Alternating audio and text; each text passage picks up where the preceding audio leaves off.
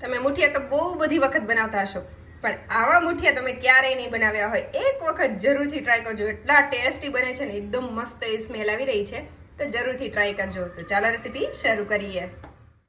તો આજે આપણે એક અલગ જ રીતના મુઠિયા ઢોકળા બનાવવાના છીએ. તો સૌથી પહેલાં આપણે દૂધીને લઈ લેશું અને અહીંયા તમને જે વેજીટેબલ ભાવતા હોય ને એનો ઉપયોગ વધારે પણ કરી શકો છો.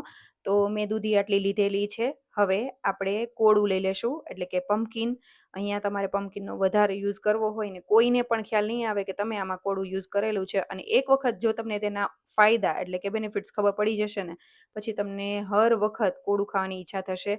તો જરૂરથી એને એડ કરજો. અને મરચું મેં એક મોડું કાટ કરીને એડ કરેલું છે. તમે જો ઈચ્છતા હોય તો તમે તીખાશ તમારા ટેસ્ટ પ્રમાણે એડજસ્ટ કરી શકો છો.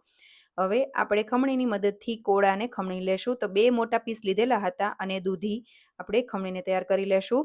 અહીંયા મેં દૂધીનું થોડું એવું નાનો પીસ લીધેલો છે. તમારે થોડું મોટું એડ કરવું હોય તો પણ કરી શકાય. અહીંયા વેજીટેબલનું પ્રમાણ વધારે ને લોટનું પ્રમાણ ઓછું રાખવું હોય ને તો પણ રાખી શકાય. પણ આ બધા ઇન્ગ્રેડિયન્ટ જરૂરથી એડ કરજો. હવે થોડી એવી ધાણા ભાજી આપણે એડ કરી દેશું. બારીક કટ કરીને એડ કરી દેશું. જો પાલકનો ઉપયોગ કરવો હોય તો પાલક પણ તમે કટ કરીને એડ કરી શકો છો. આદુને મેં ખમણી લીધેલું છે. હવે પાણી ગરમ કરવા માટે મૂકી દેશું. પાણી ગરમ થાય ત્યાં સુધીમાં આપણો લોટ બંધાઈને તૈયાર થઈ જશે. હવે મેં થોડું લસણને આ રીતે ખાંડીને તૈયાર કરેલું છે. આશરે 1 થી 1.5 ચમચી જેટલું છે. અને આ છે ભાખરીનો લોટ, એટલે થોડો કરકરો હોય ને એ રીતનો લીધેલો છે. તો એ મેં અડધી વાટકીથી થોડો ઉપર લીધેલો છે. અને ચણાનો લોટ લીધેલો છે, જે મોટી 3 થી 4 ચમચી એડ કરેલો છે. રાગીનો લોટ, જે કેલ્શિયમ અને વિટામિન્સ એટલે કે આયરનથી ભરપૂર હોય છે, 2 થી 3 ચમચી એ એડ કરીશું. અને જાર બાજરાનો લોટ મિક્સ છે એ લીધેલો છે, 1 નાની વાટકી જેટલો. હવે આપણે મેથીના બદલે કસૂરી મેથી એડ કરેલી છે. ગરમ મસાલો, અજમો થોડોક હાથની મદદથી મસળીને એડ કરીશું. કાળા મરીનો પાવડર, સફેદ તલ વઘારમાં પણ એડ કરીએ, પણ કેવું થાય કે એ ઘણી વખત નીકળી જતા હોય, તો આ રીતે એડ કરીએ ને તો બધાને ખાવામાં પણ આવી જાય ને બેનિફિટ પણ મળે. હવે હળદર, ધાણા જીરું, લાલ મરચું પાવડર, હિંગ, સ્વાદ પ્રમાણે મીઠું, દળેલી સાકર અને અહીંયા મેં થોડું એવું કાશ્મીરી લાલ મરચું પણ એડ કરેલું છે. હવે મોણ માટે તેલ એડ કરી દેશું. થોડું એવું મોણ ચડિયાતું રાખવું જેથી કરીને મસ્ત સોફ્ટ એવા થશે. હવે આપણે 1/4 ટીસ્પૂન જેટલો જે ખાવાનો સોડા હોય એ એડ કરીશું અને તેની ઉપર લીંબુને આપણે નીચોવી લેશું. તો અહીંયા આ જે મુઠિયા ઢોકળા છે તે ખાટા, મીઠા, તીખા અને એકદમ ચટપટા હોય ને એવી રીતના બનાવવાના, જેથી કરીને એકદમ ટેસ્ટી એવા લાગે. અહીંયા મેં જેમ તને આગળ કીધું એ રીતે કે તમારે અહીંયા વેજીટેબલ વધારી દેવા હોય તો પણ વધારી પણ શકો છો. અને કોળું જે એડ કરેલું છે ને એ કોઈને પણ નહીં દેખાય, કારણ કે એ જ્યારે ગળી જાય ને એટલે ખબર ન પડે કે આમાં એ વસ્તુ એડ કરેલી છે. તો જરૂરથી એડ કરજો. હવે આપણે સરસ એવો થોડો એવો જ પાણી એડ કરીને લોટ બાંધી લેશું. જો દૂધી વધારે એડ કરતા હોય તો પાણીની જરૂર પડે તો જ એડ કરવું, નહીંતર એડ ન કરવું, કારણ કે દૂધી પાણી છોડે એટલા માટે. હવે અહીંયા આ રીતના મોટા એવા લાંબા લુવા કરીને આપણે જે સ્ટીમરની એટલે કે ઢોકળિયાની પ્લેટ છે તેને તેલથી ગ્રીસ કરીને એની ઉપર રાખી દેશું. અહીંયા તમે તેનો મુઠિયા પણ વાળી શકો છો અને અલગ-અલગ જાતના શેપ ઘણા બનાવતા, ઓવલ શેપ પણ બનાવતા હોય છે, તો એ રીતે પણ કરી શકાય.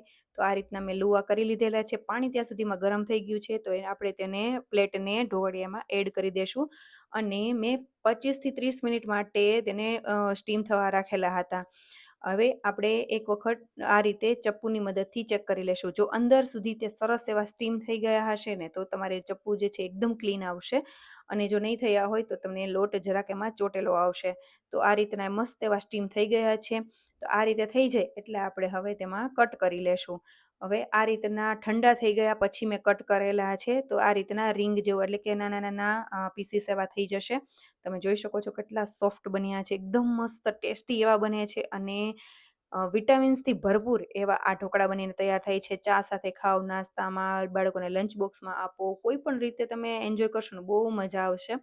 હવે આપણે તેના પીસીસ થઈ જાય એટલે વઘાર કરી લેશું. તો લોયામાં તેલ ગરમ કરવા માટે મૂકીશું અને તેલ ગરમ થઈ જાય એટલે આપણે તેમાં રાઈ એડ કરીશું, થોડી વધારે પ્રમાણમાં એડ કરવી, અને સફેદ તલ, લીમડાના પાન, તમારા અહીંયા ઈચ્છો અને તીખું ભાવતું હોય તો મરચાંની લાંબી એવી ચિપ્સ કરીને પણ એડ કરી શકાય.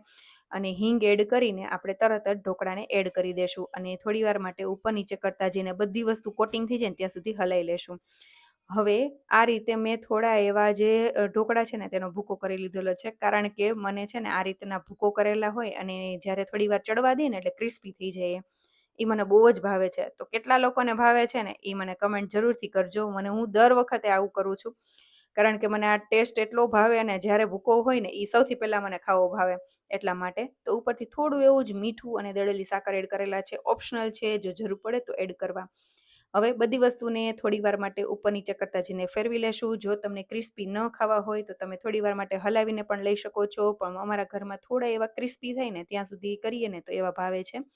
તો તેને કોથમરીથી ગાર્નિશ કરીને દહીં સાથે સર્વ કરેલા છે. આ મુઠિયા એવા બને છે ને કે કોઈને ખ્યાલ નહીં આવે કે આમાં આપણે કોળા એટલે કે પમ્પકિનનો યુઝ કરેલો છે. એકદમ ટેસ્ટી એવા દૂધી, મેથી, આપણે ઘણી રીતના અલગ અલગ આપણે બનાવતા હોય મુઠિયા.